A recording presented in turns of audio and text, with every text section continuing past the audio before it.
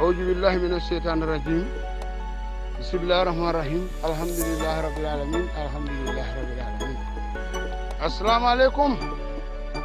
بارين غامبيانكو بيمبه دياملا بي arjimo october karo atil mani saba on the 23rd of October 2020 alnan badi malen baytula al bahrus ajamat babil masjid kut yalon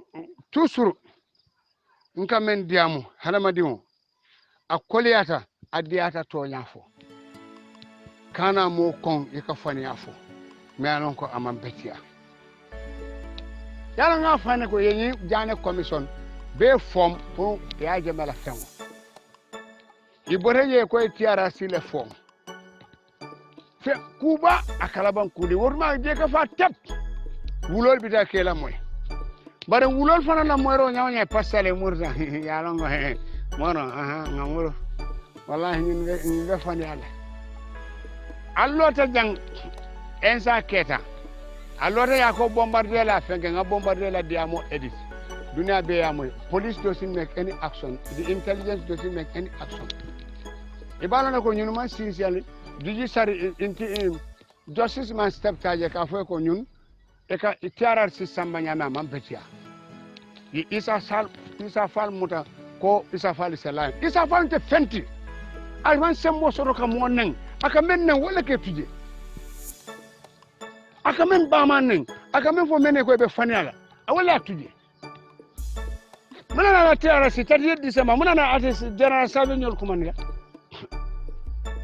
parce que han ni je lamin jaaju kabre bina lamin sela kabre abula juo kono abula isafal juo kono anin sije be da yele kabre lamin jaaju na alon ko ni men kana ten ni te tulaji wala sojada man ken après bare ila patron du be tareje da yele kuma kalantan fola iman kuma fo me alon ko espere ifin jali ite alon ko TRC is nothing ngam ne fala man ke fenti ada kala fenti fana tido ila tada allora ngabo barde la diamo kita ngo TRC ka membe fo fekle ala hakro ngo man ni ngo UDP man ni ngo le form barakatije because ya form ni has yala ni wuliya ala te baraka kala ji ikamo le tele bar mo me dang ala ta non dino la yaje me sene abatale so ke fonde batani jole be firfir la fay bata pet ye bu kang bu dogolo babu tos ke fonde batani ala mo be ikunka ma fa ko ala ni constitution do spino ko lumene ba wotela do en kumande ako nyen koroma ako ha bilande e ko nyimu do spino de nga sinay hey la fero watanya ala la fero ro watati gambe mo misilima banko ako nyanka billahi wala nga nyin constitution o ta men koto metala ko heena ke ako bana nyun tay ma tubabul be faari njet nga go tubabu de fendi ibe muso ibe député jalaje menanon ko ba ma nyole akate fa ma nyole wo ite on non dina fudu senangole fudu tayre i futa wala fo dumta fudu bunto wolta sonna nyin fani alo nyin député men a wo jama bi je men a wo ten so supporting document e kanyum so wol be me alon ko ye election ori e manque fengori e manque député me alon ko gagnata isida wandi tarole kam ngai sida wandi tarole kam ngai nyaka sala ngai wala siri wandi tarole kam nyaka sala ngai kana ol danko ngai ndebu ko ol danko ngai wala siri wandi tarole kam those people are all monkey debated. Akonya di ngai siya jibe ngai ndoke kana fa mbata ngai men fo wala be kala na de ma salai aperen benda kumandi he akonya na keba be $500 credit ko tilana ngai bisimila akonya ngai ko fani yalem ngai nga fani den alkal be conference o host la jang ngai ko fani yalem ngai ko conference o ta host la jang akonya ndi ngai ta jela gambe akonya ndi ngai wallahi ta jela wo man na jiya ayara ngai ko fengo ni fania assemble ka wara bara labon be ko kan ajibe TRRC e ko Fatou Fadera fata nan ko faniyalem mo Fatou Fadera kumandi adamda mbala voice o kaleje aliamoy alialan ko Dr. Mola Men Cissé wulolen the police should stop, the Minister of Justice should stop TRRC. APRC ngola nyanda ka step down against these people. These are fucking idiots. Faniyalem. Ano muso ka fo men fara alama sane alkame fo ndela sistalem. Allah batare ala landi jana. Ndola family o manke family di melan ka balu yelola. Alama sane na sistalem. Woya jarale fa kendata afata ndefangala nga bulandi din kokono busumbara nga bade woto nalma juñalo nalma nal alla yin tiarasi ninga ngulo bulal duol kono nalma siale tenku alla fanyale won ninga soboron debe sale telinde bar musola ninga soboron debe. That guy is my born sister. What can they tell? First citizen jamana ta sasa amanatu abanta banyu loftano ko ngafuro bon nga samba ngantara bade achema ana chema be sirim busumba achema ni yaje menyol be mu family kilo fo nyi jarano yaje mel ko moyna dole ka sabe ko min ay jara far fande rek kende ata fo yaje me ta do ko far fande fo be diamna aliamoy alianan ko nyun mu wuloleti ni moy ngamara people are fakers, man. Allah wuli ala siata.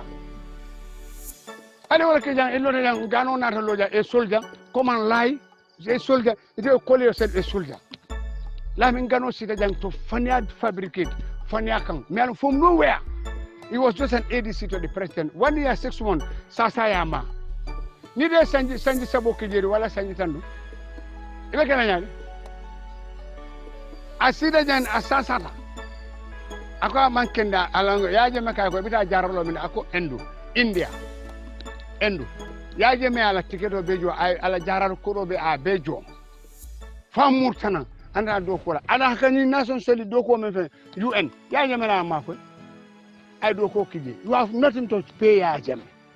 imam fen so be ba jola men fo kana ka fani afo ese yaje me non fo amara ko ese fa male non yaje me senate wululati ese non nola ngoy ko moome yal dan ala ya tanu no mom makama Ibrahim moti dunna je ite so nondi ñomam bo wulula kendo be ati dunna makama Ibrahim dunna ci laro ati dunna ite kaba nene ma yele moy nene ma moy tari koto nene ma moy ni nga mo dulata ala fonya ba albe fonya dejela albe fonya fola me alon ko aman soro halama dimo ikete nyaw nyam to nyaafo UDP mu masibol setan fenkolem setanolem ñunuti samba kelaje faru fadera fongola diamo dunia be ya moy ka fo faru fadera abe kendiaring ko jolon tenkulo abe baloring itole be fala mola mi sile izawara itole be fala nala nyin kataro bungo janama bungo so ko TRRC ani la moy mba kelaje faru fadera la diamo Albeya moy ko TRRC is fake. I don't know where this so-called this government fund and in UDP. It will man la ibanyu la ado fund for tubago. Bonin tubago le kamoja. Tubago la jara do be mu scientific. But a moment jara yiro la why fisara wa manke chemical. It doesn't harm you. Yes sir. They don't value their leaders ni father urumole kalo. They came to be Gambia Montero ni misolo. Ali mo far fadera ali. Hello, assalamu alaikum baydullah. Laro be nyani. Telo far fadera. E kondon nam be tempola. Yo, telo far fadera. Okay, ni audio ndele ngaseni. Baydullah kunu TRRC ngaji bele. Fitin di bele fa foro kula. Be sir baaji bele fa yabanda. Mfere mam faade be balure net. Nde fat fadera docteur mbow yemi foto nyaade mam faade be baluren bare komin ko fat kawla sayami ka fo immediate effect kabiri mbota treatment on amanke o nyam ndol biri mbota treatment on ndol o ga en tol kele famu me do ko tolni yaaje medo ko kele fo lasli ko la fat kawnata futu so kabira fututa anata hargeso to yar fan dindi ngonin ate janna ba realize la ko dindi ngonin buka maman kono kono woyatara alhamdulillah to wolta ta nyame say woni in December 2016 ni election o kata kili ngot adingol kayta Dakar akati ta kayta Dakar akati ta wol kay ko ni manta toltine jibe mola tata ko dum soya tol bije nyaamen do ngamay ka wutale mari dindi ngoni ate fa ngoni manna balu mari amanke ko HIV le fat ka fat kamin fa ko komin ko yen jaaralen tol murun tata ER de kabiri mbota o gara treatment o nene mental lopitano mene manta MRC nene mental lopitan nin ko ngoy ko ndimo is normal nin ko ngoy ndimi katale nga boro nyini andu kabiri mbota o gara treatment o mo nene ta fala ko binga fat fadera jele atata lopitano do abe boro taka nene ma ARV nene ma experience nene ma lo nte kabiri mbita treatment o kabiri mbita treatment o mo man forcé tele voluntary tantata andu tol min beta ta bin kata CTRC tol be min tata tol le voluntary ta ya jamme mo forcé ko to bina ku yata manyana kuma jaw fala kuna diata biya bi akuyata to aketa nyaawnya hani tilikiri no ni moy muneke ni ma tentu no yatuti Allah kana si dulabe dunia be tema min ma songoti min manka songoti yafo teden te fadera ndati jebi ndati yeso andu min fango munyindi ina manan taraka mol kini tiarasi ya je min tamala ala treatment ode ni amannano ya communicate ina idi am muni ala treatment o be nyaade katu nyin ko be nyaamin bi ya jamme drone safono dol mom fellonje akontol yelal nan tedente kabiri ngala boro start min ka fon ka fono len kono ka bayte kono buka mbay buka fono ha ten kono buka mbay buka fono kono buka mbay buka fono so fo dunia be samo andu hani bi fel be nyama kunum buka min keno bin fele bi lo ngena stro tan ka wuli le suto talan nani nganku ngamoto folol bay ni ngata do ko la ngajinan to ko lok nin nata o mati na manna su kono do ko mbukalla ka test le utumo hani sijulo ni nga fande ni nga sika janni yo ka fa bare biti lote nga ala tentu bak nga ya jamme nga ala tentu ala karoto ba kede katu bira bulo duni na ko to fobi alhamdulillah rabbil alamin dese wole fono mol sa kala muta ko ndemam fa okay nke ma fana Umar Koli hani suto 12 ase wulaita fenko do dingol no may la fenko mi ka sen nakara tuda kata WhatsApp to katera nomba nyini internet to pour que la fenko download rono nata ya download limam kubune fanayna wesi ya jibe fo after one suto be sirinde be la moyle da kuma kan wala do bitum foko ha nke ma ko kuja ma ete ate karande yala bitum yo dunia kan be foko kilinde ni e mandin kol fon ka kumbole katun de mantaro mandin kol kono mini yalon ko kasika yaaja menen tete sunte ta keda fa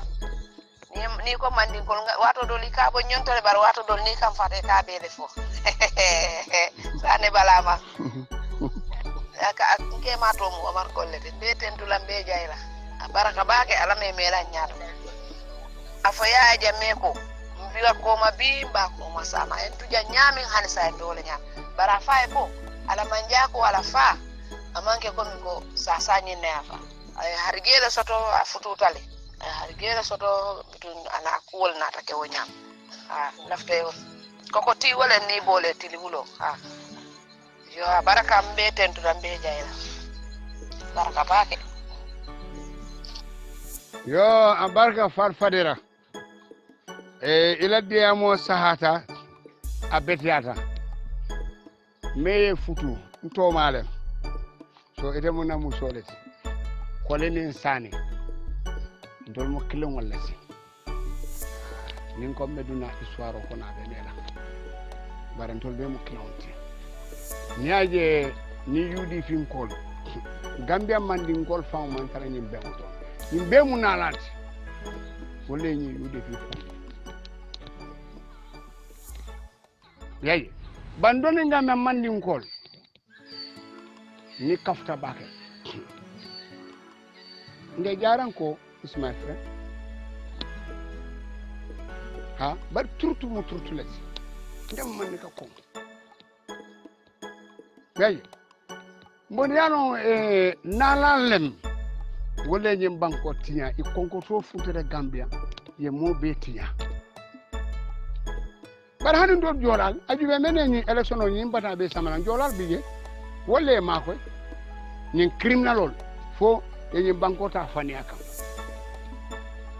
ari jolal mbari ndingol bije bari kamelen kam metti yang bari tonya to truth is truth sal be ya mwele yesan foro ako atete nyina la kununa e hadama din kendo e kalo menke mira kunu enke mira kunu ako atete ya jeme jamfa asi wotumo ate alo na be yame al fadu fadera hanande ya jeme na jara fakkenda al be ya mwele so jumane wuloti isa fal wulo anala wulu keba mola men sisi these are failures mola men sisi benu UN amantara Gambia ma ko ka be suksukuran uruma adene sida jo kumba e kamera ko fenko imaye Zambian kun kolo kawara president kumba asotola le kene kawunda ati so wala na bibi da bon kay fonyo Gambia te motala kun kolo ba nyimba tekenola maji sida jo fana kun kolo ba kamo be sira yi ko ba man dinta ammo barka ma buka siyat men kan ka sira ammo barka ete ku sara le men ile usenda wona be diamule ala ko buka sena dolo ala kan be faade so sa ali amole farfade da diamo a senendele sambe ngamwele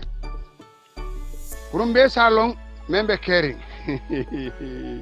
la barka brandang halamadiu nyanda kawasa halamadiu ali bori tonyendrola alama fi tonyendrola alata kanyi cion non di alta non dinola alta yaje men non dinola yafa so wala na halamadiu isi hakiloto sambe nga fadera la diamo mole abe seniata mbenga mwele so pro alialo alla tiarasi fanialem fanialuolem na falene jamwe ite diamta gano diamta jang iko Seku Jalo captain Seku Jalo nga bondi nga etena ko yemen fo fanialem wala nam ko Seku ko diamu ye fan clair wala be da pundunia be yalo ni dole ya foden denga evidence o bondi so wala na halama diun akuyata diata foria mo kamolesi halama diun farfadera ilaw diamo embalati fo mborendila ko foria mo kamolesi wallahi ila kuma sa law kuma kamo woyin jijale alila moy president jamela diamo bibe wala kala amale do gena ci ciolo budit alon ko tete bola batako man duma len naade ate mo nene la man duma politicien te ni ñewala fital ko liggey suñu deka bi mu tele ñanta buran nga do ko ken na banko e agriculture na hot ken agriculture ni ma mo nene ding ci am gorgu yaram di ci jaba ken de asodo ding ci am bayra ak tiab di ci be radio sodo anim balajo nak nga amé tiab ibe balajo sodo la ñaati fi ñi jang 45% of gerte bi mu ngi dess ci kanam 45% bebe komale golo bu ko lek amna ci tiab comme me ñi mi roke je tiab sodo tiab bu ko lek no me acika e balajo sodo lu fu mo de lek dara da amna ci tiab to me fala ngati ak kese wuli lulu ñi mi ñi telefono ko no balajo le babe mane ako nañ liggé ali na do ko ke nañ liggé ali na do ko ke wa mane bu ken dem Europe de ama ko mo kan da Europe de wana khalatan bali sen ni rabake ye fama gula don torola ngara sanya red na la yone moto iga ko dat bak ni budol be moto bakile nga dem ba ñu dugal la prison ile bu do karam kasola 3 months takari saba kenn tegul mo be da moy benn bés ñu gis benn tube benn dirigini eta jaro ni tri ko ta kuto ni na fa farare ka wona Europe yaa ngi confuse libe confusion léegi sai dañ na benn coono sa waaju e bele wulu ya ne mata do leka yaa ngi confuse libe confusion yaa ngi leen dugal si pot ye du juloto loolu ndaa jàmmala fo mu kay wala tiba fo ni ngawlu bés bu nekkee na nga gis young Ghanaians young Nigerians young Senegalese young every other nation even tubaab bi sax ñu ngi ñëw fii di côté ako luwala nyabala dem leen bi jilo tubaab bi ñu ngi ñëw fii di xosul Nigeria fo ni ngawlu Sierra Leone Senegal everywhere fo ni ngawlu bi jante be côté la ibe sembo kala isi fenso do no nyaabe ye fa nafa yera wulal nafa jammanke tuwa wulu tibani jammu to la tuwa wulu ba ni wulay do ko kebe fenso la donc li ma la wax dem ba rek ay men fo do min te kuno ñun lu ñu mën di liggéey tey be men do kuno la bi nga fentandoo nga fa do ku bi léegi yéen a koy njëriñ sama to lo ba ay enjoy la kon ñun ñëpp nañu liggéey moto fo ni ngawlu be de nga do ko yéen ak suñu doom yi ñu leen njëriñoo atel ni dingula ali al fan nafa awo to ka fa xam nga ne lu fi mun di génn fen si bono jandro dafa ñëwaat back to the people abe murulal kanne jila ka ngawolon ne fii la ñoo fay scholarship bi kola si bol ka do nyinti yolle to dem Maka bi nga naa dégg hiji tike tolu ñeneen dañ koy binda pour affaire yi faju ani be jalaro lu bëri ku jama ba yëpp in fact fii la de jóge abe ka ba ñiw do ko la kono kon na nga xam ne woto aji mal faole tam ñun ñoo ko moom wallahi to le na fa bi je wasalaam wassalam sallallahu nabi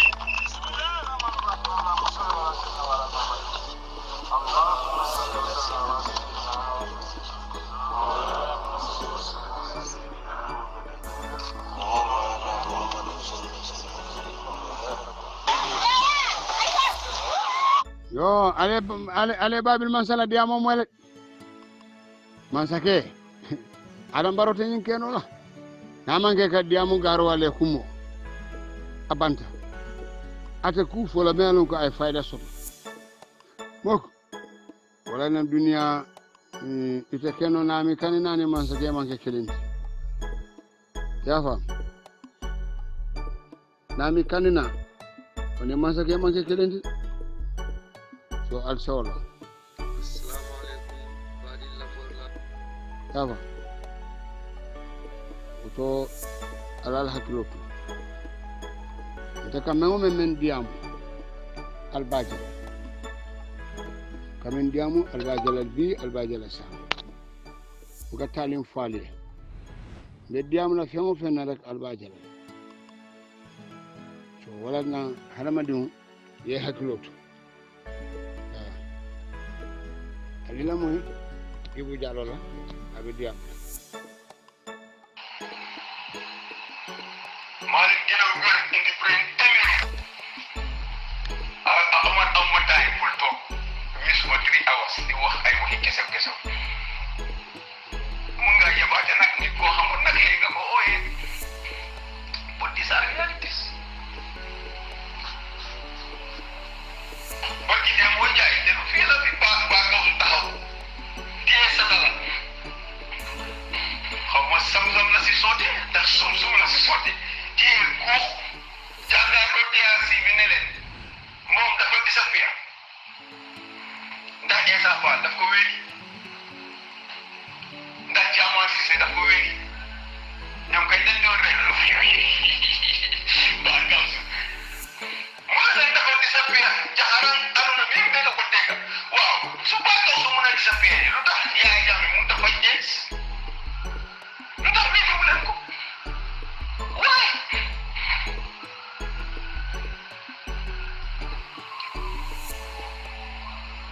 President Nixon, former President Nixon of United States, toog na fii mu feebar tànkam mu am problème ak Amérique seen sax li ñoo mun a faj yëpp ak li ñoo mun a increase li ñoo mun a gestu yëpp ak xam-xam bi nekk fii yëpp en science kenn mënu ko woon a faj dafa dem ba India dem jëli fa guru moo ñëw faj tànkam it happened right here mu jox ko citizenship right away grand ko it happened in the United States of America. nañ ko waxante dëgg rek tamit añaan ak xol bu bon yu lëndëm bi ñoo defante dañu yóbbu fen it will never help them. bu yaayee la baa faj it oo leen yaayee dem mu ñëw ngeen laaj ko ne ko li nga wax foog ko wér moom dina leen féeta mbaa mu firi leen waaye indi ay vétérinaire docteur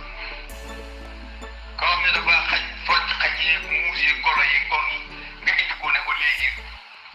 te look at the institution bi that doctor di liggéeyam. He is working for the MRC. Do you know what the MRC does? Xam ngeen lan mooy métier MRC? ñooñu ñëwuñ fa pour faj Gambia ñooñu dañ ñëw pour research garab dañoo defar compagnie si di defar Angleterre ak seen medical curiosity si ñoo am procedures si ñoo am pour seet mënuñ koo test on human beings in England dañoo ñëw Gambia di ko fa def loo xam ne buñ ko defee in England dañ leen a suu ñu indi ko Gambia di ko fa def garab yoo xam ne they are on trials yoo xam ne suñ ko fajee in England ñu suu leen ñu indi ko Gambia di ko fa def. This is the purpose of MRC. They are not there to cure Gambians. No. So them on the station website, you Google them and find out what is focus. Nobuiko is there in broad daylight. They are not curing Gambians. No. Wala they not fight Gambians. Ni ko yahay Gambians ni jog tahaw na dafa fight AIDS. They would go to the MRC. Why they are not? And who knows? Nothing getting the biological weapons because test on Gambians. We don't know. Do you know? You don't. I do have in this right. MRC, you get to again. Yes, they are scientists, they are medical. Send don't have a scientist, you know Gambia to get again. Take Gambians, they don't know them. They are research on Gambians. ñaare kuñ ko yóbbu su la yàlla dimbaliwul di nga dee because dañ la faj dañoo bind clinical trial medication jëlee ko England indi ko soo amee AIDS ñu ne waaw let us try and try to help you fekk ñu ngi am seen clinical trial medication ñu indi ko foofu jël ko test ba ki dem boo jaar Oxford University publish nañ ne ñoom they have already made a breakthrough on COVID-19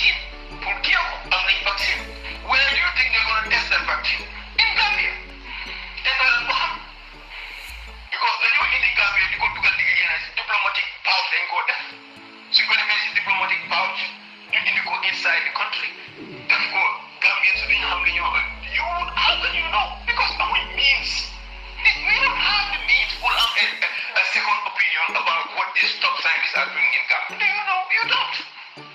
What the hell? People when they take medication, you die. Your public cortex, when you regularize some medication, then you just get a book. You go out there, so go commercialize. And they make millions of dollars to poor Gambians. Do you know that? No, you don't. So Kogu is representing that MRC more ñëw pour discredit because xam nañ ne Gambians yu bëri suñu demee faju mënuñoo faju dañ dee go to traditional healers so they want to encourage them pour ñu ñëw to MRC. This is the underlying strategy behind all these testimonies pour ñëw bu ne dañoo yes xëy na dinañ discredit si ñoom seen purpose si seen xalaat ñoom sa fois waaye lu ñu yónni daal docteur J nga xam ne sax ñu ne veterinary doctor la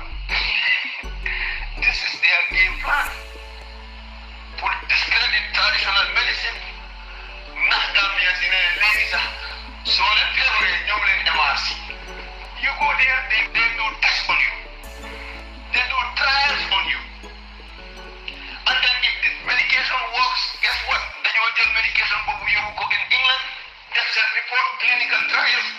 they commercialize they have patent to those medication you commercialize ko ñu war jaayaat dofi Gambians at very high price. So you see what is going on?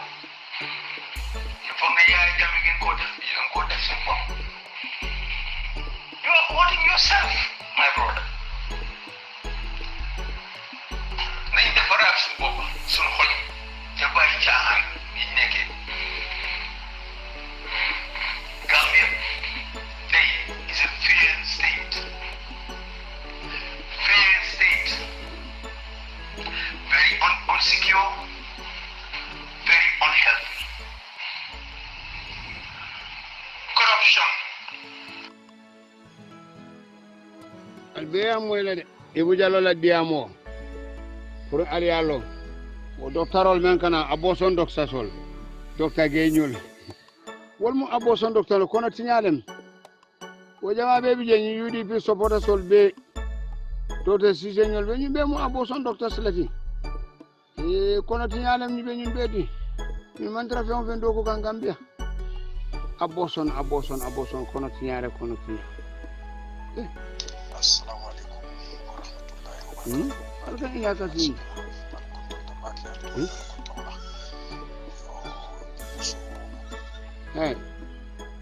Alkana nyunu danko. Nyunu kai ndesan. Ila maltale. Biyo kaya kweta mu. Nai. Alila mo yalet. Bela mo yalet tek. Albera mo yala tek gor jumbu nga fu akonya kan nan kay ko ni malem kay ko don ma ente ni na family be diam na ngaju be ni ko kana populi ndol be ko le kono police ol nada la ni jay o fatu ne ko na tan kol ta akonya ko ha police ol statement o bondile ka to la ko mo man ke to nyaati yaje so diri la mi yo fonye okay ko so na tara to nyante ko dimbu why I begin to apologize la faka fa ko I will not look at my position. I have to apologize to you. Yeah wait. I $1,000 so good I didn't compensate I didn't know ka ta mutala ko SPA ka dimba mala. Okay. Atebe la deputy de including na kinyo staff do. So ni ko SPA Mrs. Anoni. Okay. So ni gordim bukta ga kilimbali yake. Mtolibe odimo ko no fobi. Itol kanale ko ka gordim bu samba another unit me ya loko because bin when you right now 20,000 ya compensate wala. Okay. Me ya loko halin tol la tani na fanga masi. Okay. You understand? So you put out a de wonyama dunia be mo be ya lo Ibrahim right now bin mo ka tuwa borin da from place to place from place to place. You understand? Wo fana jangale akamunda ko trapin le ba ma buruka mutawalla buruka yemandi fo mo ne be kere men cardinal ka saw. Untol mune keta because Ibrahim ba ala antile ya jana kotu. So Ibrahim mo worol ta sake. Woyen ta kola konye ko molle na ta je koy botana drug squad le. Ni koy ka Ibrahim le nyininka. Ngai ko mune keta akonye ko ta famo malo. Dente na ta na Ibrahim call. Ngai ko iko molle de nyininka mune be keri. Nata na bula kuwa no matene fonta da jana ala deputy ya jana pate ya banyo. Pate nata na ko investigate ko drug squad ko le. Okay. Nko pate ko why drug squad Ibrahim na to the problem ko. Woman se muna na drug be binala ko no ka fo drug ko mtamole ko Ibrahim la ya dia. Kai wo bula men maneta le de. Ya understand men kan yo. Nte mbukala fi nyin dia mo ni nyin la bania je bimbe dia mula. Pour mo salo mu ne be kiri okay din no nyim ba borin dila diko sila tale ba trap kan iba no ba wi ba trap kan nyame di first one of on kita nyenti lu ma ta certify human right ani esti wolo fa le lafta kidnap la silo kan human right ya delo ani esti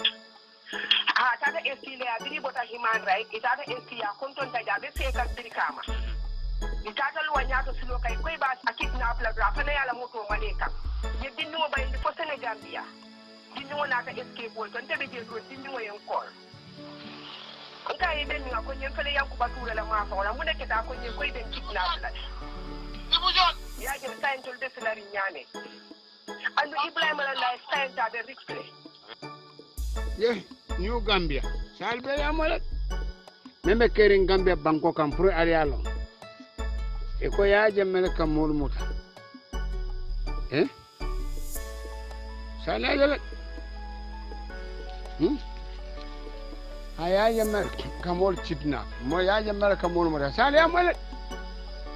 ni abadi mo borndi kam pour ni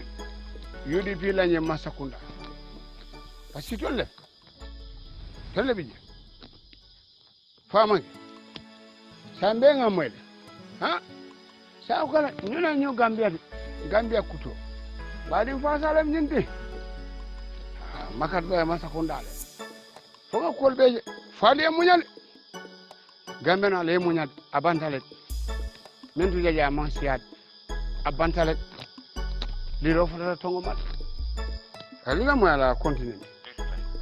because bindu woni buka hani kapinta teri ma de portala because Ibrahima fana portela kam memu ya nanu menta te tanyu tro ko tundi no anu dunia ma woti Ibrahima abuka siga saba abuka doloni abuka nyama saba Ibrahima la family momo yelo Ibrahima man ke moti me alo bandi groupe bandi molde so obviously tolbe dame bi ni ku ya den nale ani Ibrahima la life ana man hani ko take bari Ibrahima fango ani pita ko pita interview sodol so na tare da fanan na pita ko li fango na interview sodol ma sodol inshallah until we will not lie against those dimbu ko dimbu man ku kentala amon ku kenna moti de ay men ken ya unda sa but obviously tonya nanata ali nga tonya ko god dimbu bien telephone ta kan approach pour ka dinno apologize anu birinte ta human right ni tamu do ta fa ngani ni ne sen biri ye ni kam be testify lan ko hani fe ma sen te personally ko Ibrahima teri mala ni men be problem o kono wala di ko do di tela pour ngamu tan ni Ibrahima sula ta men na loptano nte be diamu kan ni ala te molla ntama mo acu men be teri be wala fola wala nyanta imo kende nyinte kala na diamu la bawti mba katara ba ken ni se kaja bare Ibrahima o be kontaan na ba imo kende baraka ba kana sila sunna amen the truth shall always reveal Ibrahim salamu alaikum mbar muso ni human rights tukara bula je fani alem kenela murado tinya kenela tamo wes ni human rights le abe fania Masakunda furu wala bije mankati tos tukara kene fambata ni human rights ni human rights kabiri be election la ma imalo human rights bi gambe be toro men kono bi patron ka chalo le dum so yaro sise wude ka kuntule fo sinya saba san fanko titi cirran sabu ka jar so yaro ya wudu so yar kunda ka jar jele bonna mo be ni mo sok so la ka su bole do la ko war kawra bi ne se subo jolon yi kampoto de ba fufula ba ngara ko ni subole gani wala ko se subole ya tani bi so yaro be konkorin beju be funkula yesa al man tankala din kurungo sojaru kurungo din kurungo lasila kurungo man betia ni beti tula sojaru le ni jemo be pile bare ba jelale billahi wallahi tallahi nalai imam confesse ko ni hani ko mo te barkale ibn ma hakolo bi gambe be ni toro men be kono ni batara mo ni criminal momo kada sababu ke han morole ayela mori jama be kurungo dam ala ni man suto sina ala bu kabbi jo ko no hako man betia beddanna le jam ala haklo de suute jaawo deputy permanent secretary youth and sports sa wulu fulo lebe nyokane bakar baji fana men na je fana mu wudu dole e kanyana de o minister e kanyana sa youth and sports mo be do ko ye ile fo ku moro parce que soute on a tek soude yes lata ni edit ni ka no ka anso ni sa dit la ngana muso la ka andini ha jama ka diam tu anso so ala hakilo tu amanke mo kandati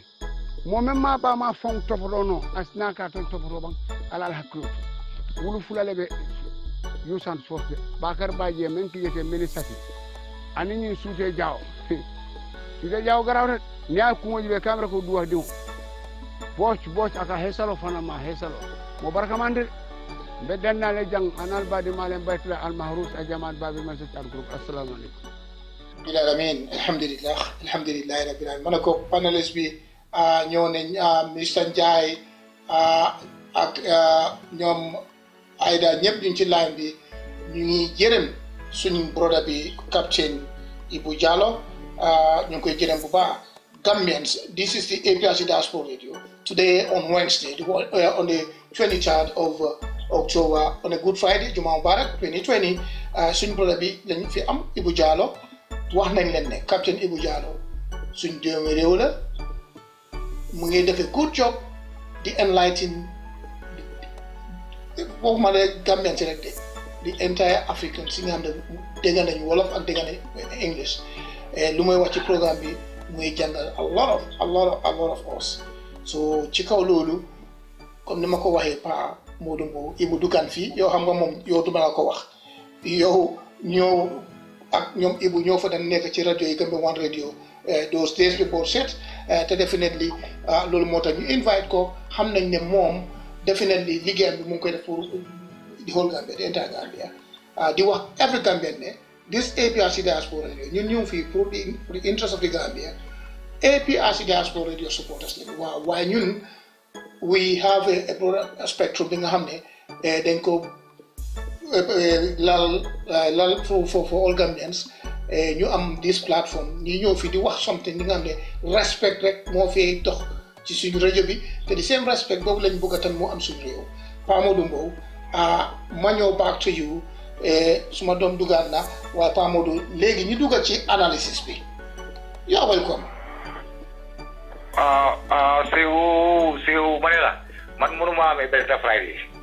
wax dëgg ne yàlla mënuma amee Better Juma Mubarak because ma ne la Banjul ni dafa toj tey laa la wax meeting bu garaaw lañ fa am tey you know cover ko APRC Diaspora Radio you powered by EU Bank the road back to State House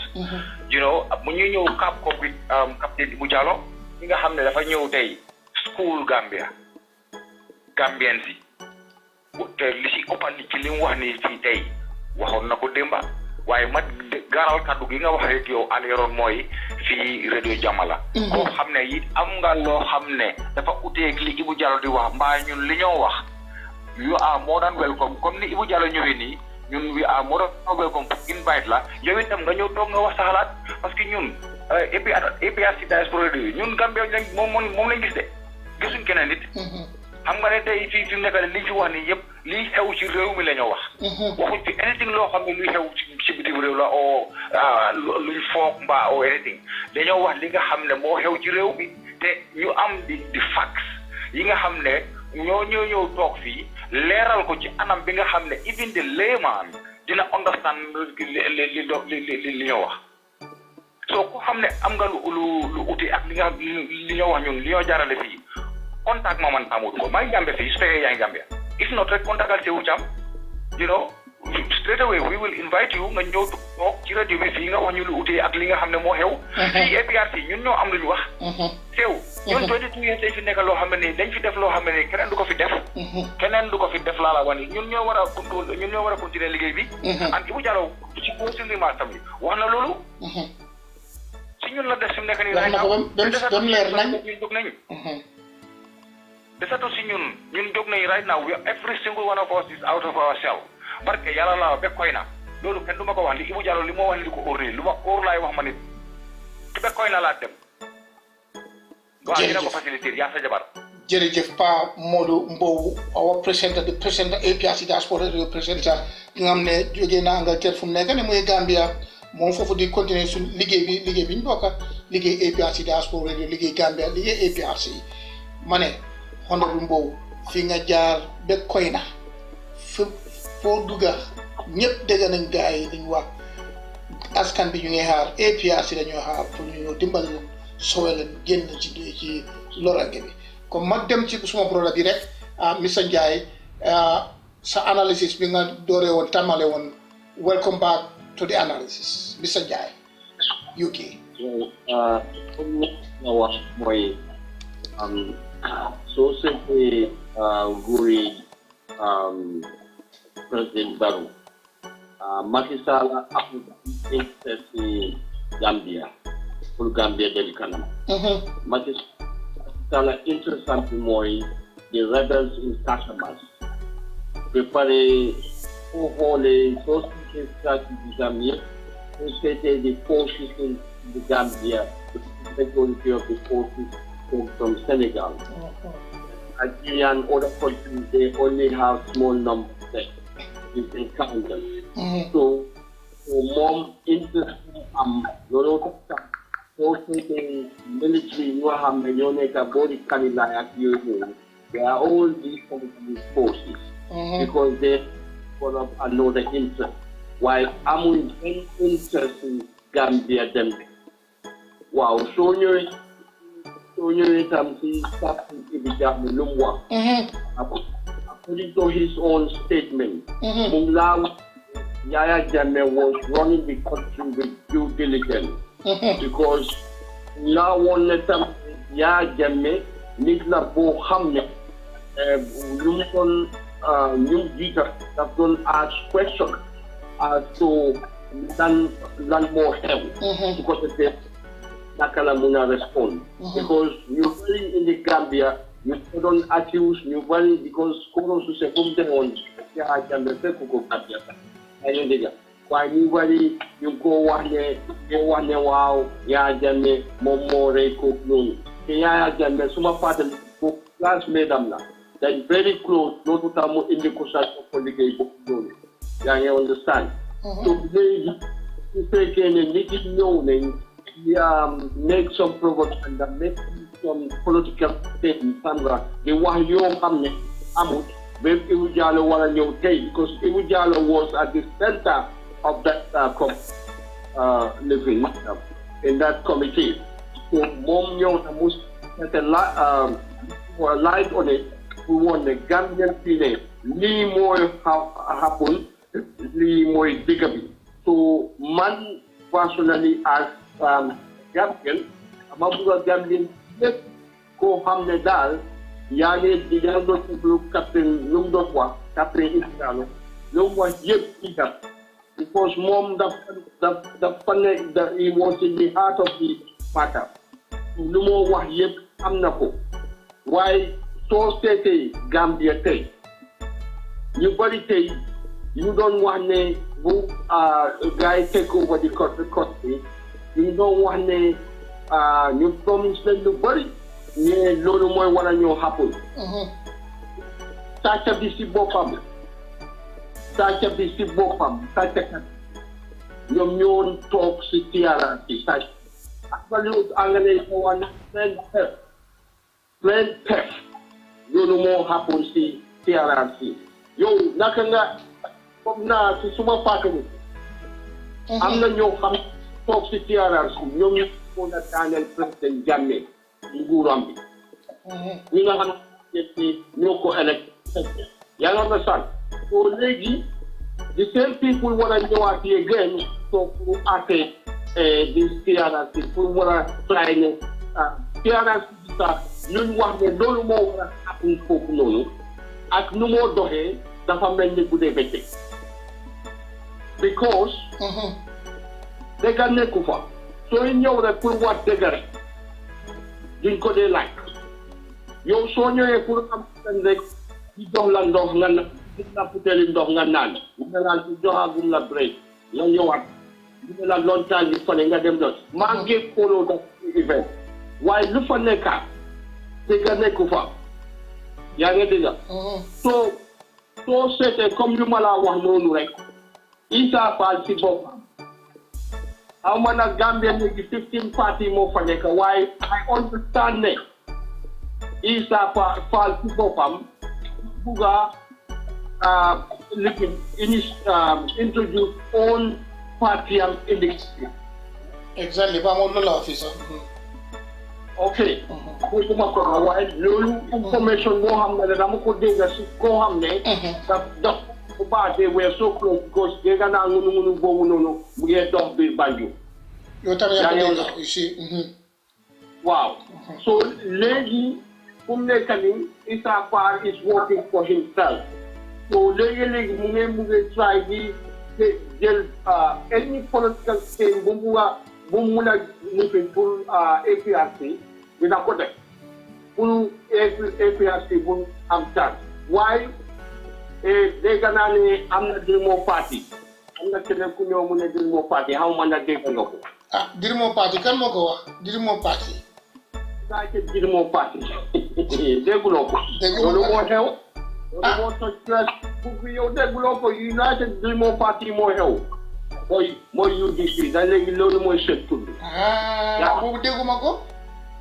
dégguloo ko loolu mooy United Dirimo Party. ok loolu moo xew. so léegi lu ma wax ni lu ci wax fii nii naka. Captain Ibi Diallo lu mu wax fii nii with regards to APRC certain areas yoo xam ne foofu lañ war a like ñu mun a strong ñu mun a give information to the Gambian people to mun a mobilize people loolu lu important la loolu dañ ko war a dégëral bu baax a baax pour Gambia everybody ko xam ne daal yow APRC nga fekk ko de da nga meroon sax nga génn APRC yu nga wane nga xalaatati nga toog nga make sa own analysis nga seet ndax yow bu nga nekkoon before ndax moo gën léegi moo gën before léegi ku nekk yaa ngi dégg every Gambian crying out you know is beyond beggars belief mais Gambians ñëpp a suffer everybody is suffering from the students léegi students yi fu mu nekk nii ñu daan am padium for whatever you daan am yëpp ak sponsors yi ñu daan am yëpp dañ stroke with a pen so léegi dara doxatut in Gambia yaa ngi understand so xaalis Gambia fu mu nekk nii ko loolu tamit fu seetee loolu tax one thing ma bugg a elaborate here mooy ne soo seetee Ibu Diallo su mention na ko government bi bu mu ñëwee rek luñ bëggoon revenge it's a government of revenge waaye du government boo xam ne dëgg la ñëw non because dëgg soo bëggee teel a da ngaa jublu loolu mooy da ngaa jub because mooy justice waaye nga ñëw rek ngay jël di daan kaw nit ñi di leen di siis seen alal jël nga def lu la neex o nga jël toogu yi président Jammeh yóbbu ko sa néeg def lu la neex balaa sam lu munta am nga jël ko yóbbu ko sa kër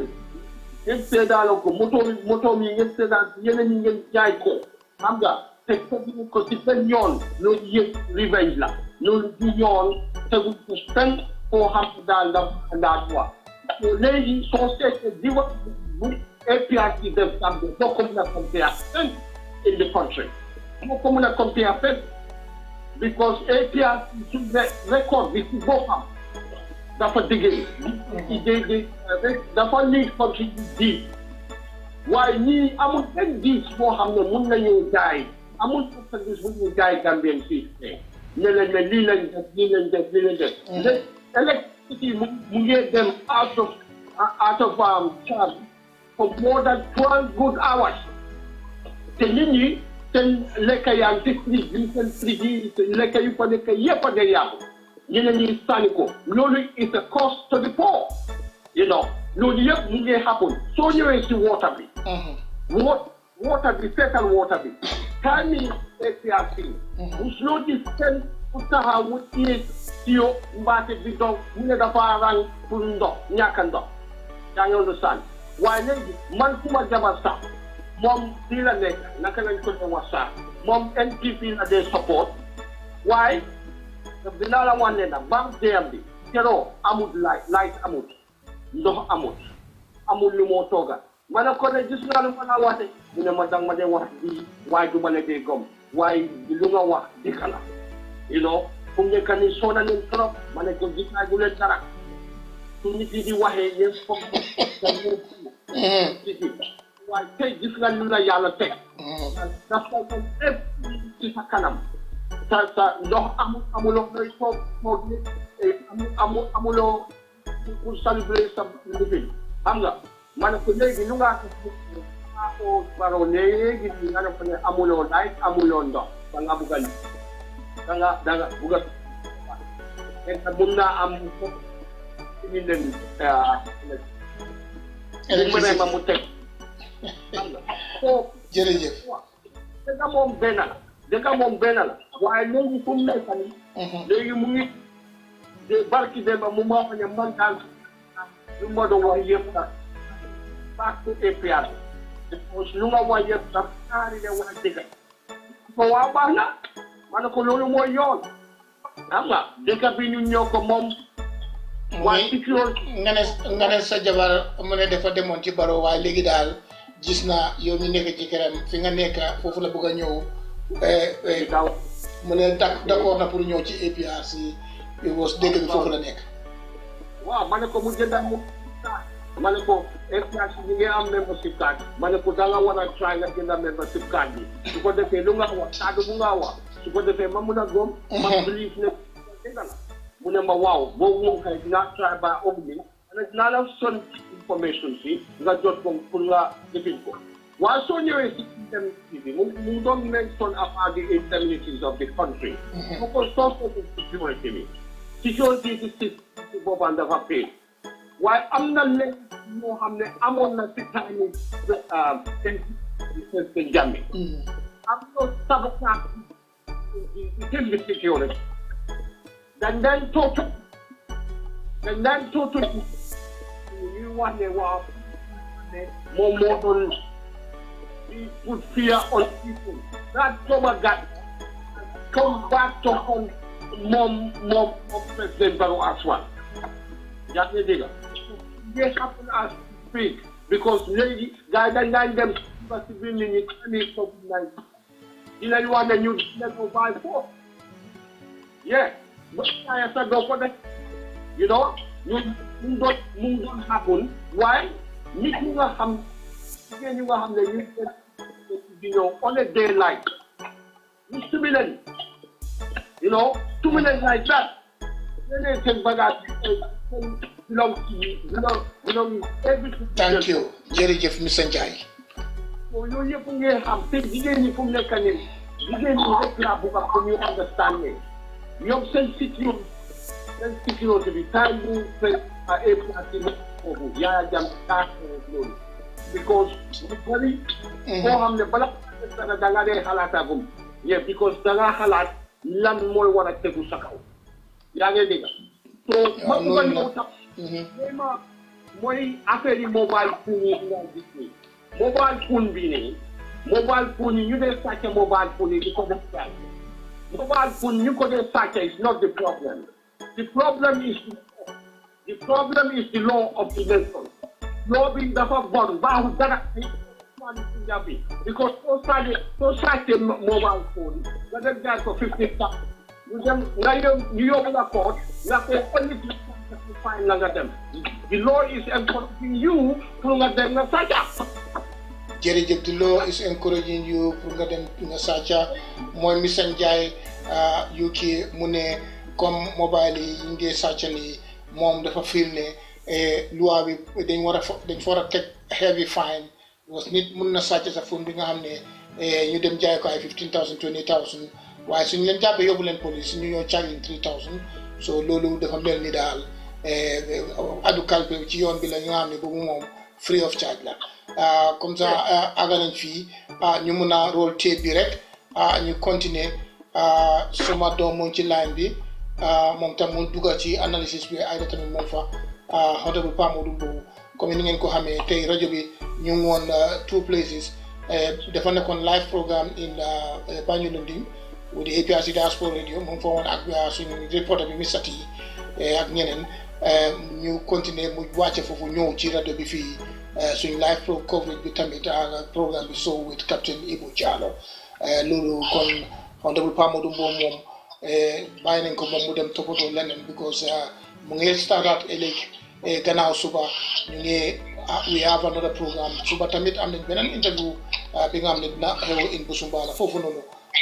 boobu su neexee yàlla suñu reporter yi nañ toppatoo loolu Pa Modou Mbow as the presenter he will come up with that program tomorrow waaye Sunday we have back to the State House too in West Coast region boobu Kombo East la mooy am ban dëkk la dinaa leen ko wax ëllëg waaw suma doom dina def advertisement ñu wax leen fan la ñuy dem dimanche ci Kombolis bi jërëjëf di Seydou Thiam APRC Diaspora Radio alhamdulilah rabbil alamin APRC Diaspora Radio ñëw nañ baak ci programme bi ñu ñëw rek pour ñu ñëw pour tàggoo ci askan yi den déglukat yi nekk Gambie di déglu suñu programme bi tey dañu fi amoon hot captain Ibou Diallo programme bi am solo am nañ ne guddul noonu waaye Ibou Diallo try na definitely jox ñu time bi nga xam ne bi ñu waxante ak moom sax dem na ba rombaloo du noonu waaye noonu la is a citizen government citizen is a product dañ ñëwaat fii ak moom ma dem ci suma doom moom c'est Alhabaji mu ñëw last was of the program today mu wax ñu tamit moom ñu ngi gisee programme bi ci gàttal suma doom c'est Alhabaji welcome to the program. Alhamdulillah rabbil alamin my dad kontaan naa trop ana kay di ñaan di gën a sant yàlla yal nañu yàlla baaxee amiin saa su ne wér gu yaram amiin yal nañu yàlla jàppale luñ eede yal nañu yàlla mooy ñu akki fo si lu baax mooy buga yàlla rëccal ñu si musiba bu ñu dal ni albala bu ñu am ni di lii de musuma koo gis gannaaw da nga gis doomi Gambia du proud si moromam doomi Gambia lu dul buga ko disgrace di buga dem di dooleel doomi jàmbur di fulal keneen nga bàyyi sa nit comme lu ma gis si TRRC parce que mu foogoon naa ne ñun dañu war a proud ne like maa si ñoom docteur Mbow ñuy war a gis ne muy war a wax ne moom si fi sojore si lii suma area la ragaluma si kenn foog na dañu war a proud si loolu loolu yow ngay taw bëgg a discrédit naan léeg-léeg comme mu ngi mel ni Gambien warta mun dara waruñu mun dara mooy any treatment any dara yow allahu akbar moo tax yal nañu yàlla musal yal nañu yàlla dimbale yal nañu yàlla rëccal si criminal nit ñu bon ñi ñoo xamante ne kenn mënut a xam lan nga leen war a discréditer sax xaw ma ndax ñun dëgg la xam nga dañ de mun nga bokk ak nit ngeen bokk ay benn jéemuy doomi aadama lay rek waaye fekk xel yi moom dañu wutee comme guddee bëccëg su façon nit ñooñu tamit am nañ kon yàlla mi mun lépp xam lépp amee lépp yal nañu yàlla dimbale musal ñu si ñii seen musiba seen alkata seen balaa yooyu yëpp yal nañu yàlla musal APRC yal nañu yàlla histoire bu jëlaat dëkk bi amiin yal nañu yàlla dimbale ñu def lu ëpp loolu lu raw loolu amiin yal nañu yàlla may APRC déggu nekk si suñ biir suñu leaders yi nga xamante ne tey interim party leader moom la yaa jëme óolu mu dénk ko parti bi ak député bi ak executive bi ñëpp ak militants yi APRC yal nañu yàlla jàppale yal nañu yàlla jàppale yal na bu ñu seetaane moom nit yu baax yi ñoo xamante ne day gis dëgg yal na leen yàlla saxal si dëgg bi ñoo xamante ne ñu ngi si réer yal na leen yàlla génne si réer bi ñu toog APRC fu dëgg amee pour ñu war a wax APRC 22 years bi def nañ lu any leader ku bëgg a réewum lu mu war a def loolu la APRC seen li tabi yaa jëmee loolu la def ak ñu mu àndaloon loolu lañ def si biir Gambie parce que loolu ñëpp nit la doomi aadama du mun a def comme malayka moo dee nekk du mistake parce que loolu yàlla dafa génne bànneex si kanam malayka amul test amul feeling waaw doomi aadama yàlla dafa ñu jox direct dañoo am feeling dañoo am test dañoo am naxaru so doomi aadama mutut dégg nga so duñu mun a am duñu war a am àjjana àdduna bi du mun a nekk suñu àjjana waaye nag añaan buñu am moo tax lii yëpp ñu dem ba gis ko yàlla tamit diw ñu natt rek pour musal ñu gis lu yàlla wax rek jërëjëf suma doom ne yaaxu mi bëri na si àdduna bi si biir ak si biti si ji bi waaye dinaa leen bàyyi ngeen dugg si naxaru tuuti ngeen gis kon may daal alhamdulilah rabbil alamin man kontaan naa Ibou Diallo nuñ ko amee ak ñeneen ak waxkat yu jógee wax yëpp maa ngi leen a gërëm di leen sant te déglukat yi tamit ku nekk fi nga nekk si biir àdduna bi fii tamit maa ngi leen a ñaan jaama yal nañu yàlla dimbale rek may daal amiin allahu ya rabbi suma doom see Alhabaji ñu dem ci Aida nga ñëw tamit nga sànni ci programme bi balaa ñu koy close Aida. hello waaw programme bi lu ma am ko ci wax ci rek di gërëm yëpp di kontaan ci ñu jàll ni ko fi am tey waroon na bi Momadou Mbow ak yaa imam alha suma doom ak Mr Ndiaye Sister Ami Thiambi ak yow mi suma jëkkër programme bi am na solo torop maa ngi gërëm tamit ñi nga xam ne ñoo nekk ci panel bi di déglu di follow APRC Diaspora Radio di leen sant di gërëm suñu all APRC militants tamit di gërëm suñu executive bi ak suñu interim party leader di honorable Fabakary Tombong Jatta di gërëm di sant suñu party leader ki nga xam ne mooy suñu président di président Jammeh di ko ñaanal jàmm tamit yàlla la bu yaxa agu di wax di saani li ma tëjee rek ma xam naa ne time bi jeex na ba pare dama bëggoon a wax la si yëfi Essa Faal di TRRC bi ak Mr Mbow you could see that this man how this desperate he is di nga gis ne dafa so desperate ba nga xam ne wax yi moo wax la dafa rutlu dafa daw yaram at the same time doy na waar daal man dama ko seet ma aado woot xaw ma lan laa ko war a wax xaw ma sax lan laa ko war a joojee because dafa xeeb lu ñun africain bi xeeb lu dem bu nguur gi xeeb lu suñ kilifa yi xeeb lu suñ borom xam-xam yi nga xam ne yàlla may na leen because soo gisee tubaab yi ñoom seen garab yi ñu jël ko def ko si ay pharmacie mu nekk all over the world because dañ nekk benn gëm seen li nga xam ne ñooy seen scientist yi gëm seen docteur yi góom ñi nga xam ne ñoom la yàlla may ñun africain bi ñun képp kuy am nga mel noonu because iñaan ak soxor dina tax dinañu jaral ñu jéem laa xeex bu yaaxala damit sa image Essa Faal loolu la représenté loolu la def seen korog si TRRC loolu type of people li tax fu te fuñ toll nii ni toll ba tey it's very sad nga toog di ko xool even as a African di déglu Essa Faal li mu doon question yi mu doon wax ak lu moo jéem a daaj ki waxam ki nga xam ne danga ko indi pour laaj ko moom mooy docteur bi moo liggéeyee ki ngeen xam ne danga ko accuse ne fajam bi du dëgga nga war koo bàyyi lu wax moom mi fa nekkoon the whole process nga bugg a weddi lu mu wax teg ko ne de du dëgga te yow nekku la foo woon danga ñëw pour laaj ko dëgga bi very sad bugg a wane sax ne ñun suñ garab yi nit ku ñu basically baaxul amuñ njëriñ te yow nga ñëw fii gis Amérique bi ngaa gis nii ñun façon garaboo garab mu fi waaye di am nay feebar yoo xam ne garab yi nit ku ñuul moo koo faj man witness naa ko gis naa ko am feebar boo xam ne fii si dëkk bi seen garab yi mënu koo faj ñun suñ reen yee suñ xob yi moo koo faj simple mu faj ko Essa Faal mu ne moom dafa jànga intellectual la moom moo toog wàccee boppam bugg a wàcc boppam la wàccee sax man dama ne moom boppam la wàccee lii rek war naa xam Gambien si ñu xam ne TRRC bii Essa Faal mi toog foofu noonu du nitu dara dafa jarul dara kii dafa jarul dara war ko taxaw biir Gambien sax wax kenn déglu ko na nit ñi toppatoo ji seen soxla te xam ne kii du nitu tus jarul tus fonkut boppam respectut ak kanam bi dafa war a ñëw toog ci biir tubaab bi nag ñu def ko fi tarax def ko fi mbalit daf fii mënu fee doon dara Afrique la mun a doon dara bàyyi ko lu mun a nekk wane ne man africain laa am lu mu fa jaay ci biir africain si wane ne lii laa leen mun a provide waaye amul sax lu ñu jox ñun africain si su ñëwee fii nag du fi dara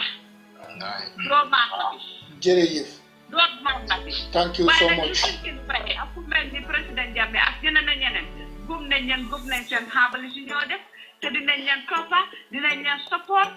ba yàlla bés changes dina am génne fa ki mel ni Essa Faal ak ñeneen ak ñeneen suñ leader si ak suñ kilifa yi suñ ñu baax ñi nga xam ne yàlla daf ñu ko may ñuy xeex leen yaaxaleen destroy leen rey leen ñu ne ku njëkk a génnee garab yi AIDS in Africa dañ ko rey nanguñ kooku exist dañ ko rey because bugguñ garabam am ñoom seen garab yi kon du jar so président Jammeh ñu foog ne moom daf la pour ñu war koo sakam di ko wax ne dañoo indi si nit nga faj ko pour jéem koo rey ndax moom day foog ne daf la mu bañ loolu moo taxoon ñu dem del CNN def ko fa di ko caricature naan président bi West Africa in a tiny country mu ngoti fekka tiny country di feñ ne mun naa fee faj HIV te munu ko fekka dañ seen nit ñu nga si moom munuñ koo am jërëjëf ko setab rey ko mu wan leen ne man du ma dof doole ma setab rey ma Thank you so much. ñu nekkoon ci biir di jàppale ñii di leen dimbale si loolu si la bokkoon moo tax proof na ko waaye nag du nitu dara. jërëjëf moo tax ku tuuti la si askanam. proof na ko moom Essa Faal du si dara si suñ kanam lim mooy yoddu ko am. President Jammeh is a great man who's a visionary leader te moom lu mooy wone moom Essa Faal mu ngi wone rek dafa hate President Jammeh comme ni ngeen ko waxee rek ki toog foofu ci tiara ci toog boobu noonu Essa Faal dafay mel ni mooy sa baay Essa Faal daf dee fàtte ne ñun jullit lañ Christianity ak Islamic religion moo nekk Gambia moom dafay mel ni dafay dem di aate moom aateem bi aate àdduna la gis nga loolu def ko fàtte su toogee ci toog boobu noonu ku ko wax affaire alxuraan sax dégg naa at one point mi sa boobu wax ko ne ñun man am a devoted muslim man muslim laa gom naa diine bi gom naa yàlla mu koy wax ne waaw suñu bëggee dem ci semantics yooyu noonu dinañ fi yàgga gis nga ko moom duy bugg a dégga yëfi diine sax soo leen ko bàyyee xel bi imam Fati ñëwoon ci TRRC bi tamit noonu la ko doon def di jéem a karkaco kooku lecture ko woon ko ne début dee boobu la TRRC bi xala ko man loolu laa ko di gisee since imam Fati jaar foofu jóge foofu TRRC bi nekkaatu dara ci kanam ñu doomi Gambie ñu bari definitely ñi nga xam ne jullit lañ ak good Christians ñu ne TRRC bii nii bii du dara ñu dem foofu noonu ma Mr Njie rek mu ñëwaat mu close wax bi in brief Mr Njie. man tey lu ma mun a wax mooy ne daal Gambien si fu mu nekk nii dañ war a moytu nit yoo xam ne dañoo preach hatred loo xam ne daal daf ñoo xaajaale daal loolu dañ ko war a daw so ñu booloo ñu nekk benn ñu lifin because dégga APRC daal moom mooy parti boo xam ne moo def loo xam ne ëllëg mun taxaw nga bàkku nga ne waaw de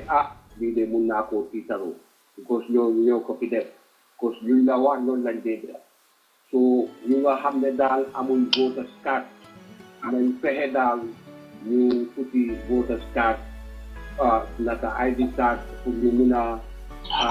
doonal seen boppam because léegi fu mu nekk nii time boobu moo jot waaw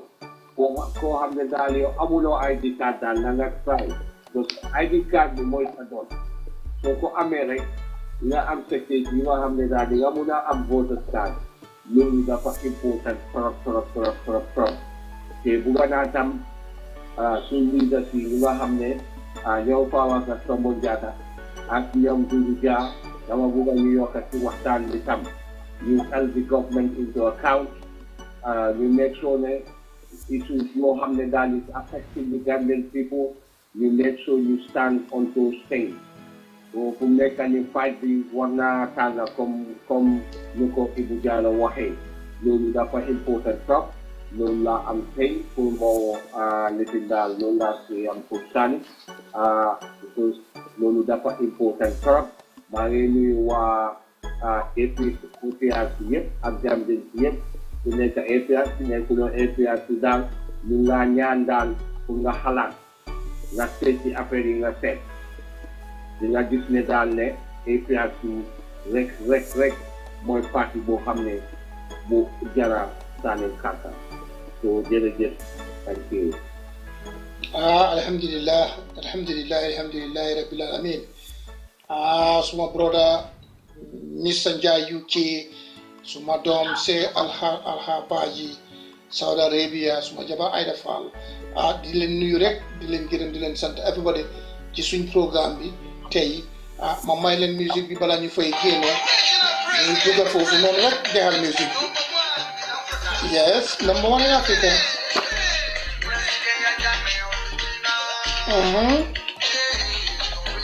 yes original President Yaya Jammeh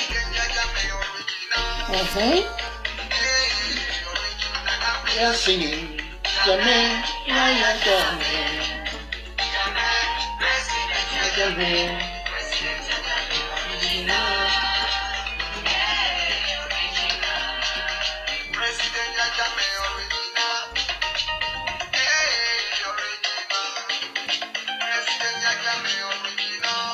yéen ñu nekk ci website bi jërëjëf from here in the diaspora up to the Gambia and other parts of Africa ñu ngi leen ay nii rek di leen gërëm di leen sant ñu ngeen ay topp ñu ngeen ñoo topp suñu programme ñu seen APRC Diaspora Radio la ñun ñoo leen fi nekkaloon tey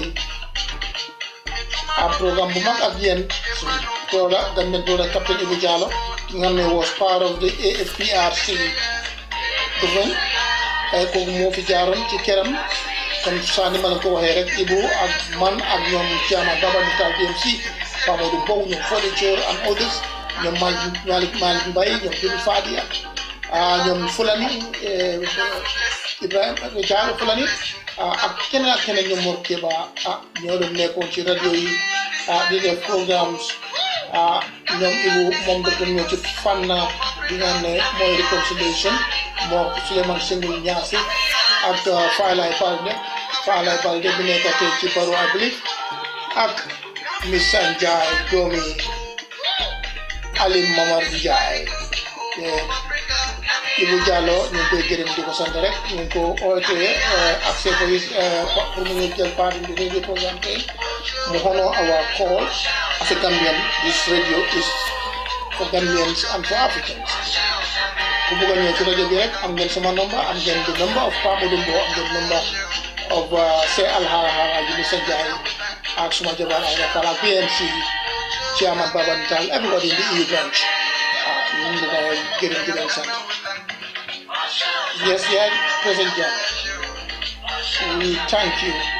President Jallow.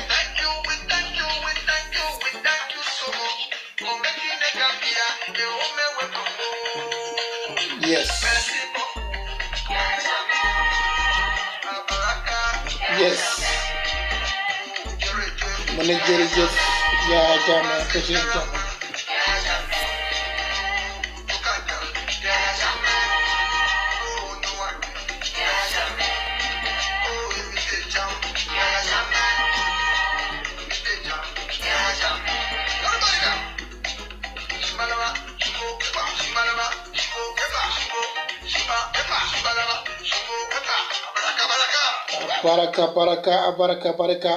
Baraka Jaliba ila kumo seniata la APRC Diaspora Radio lam disi sew cham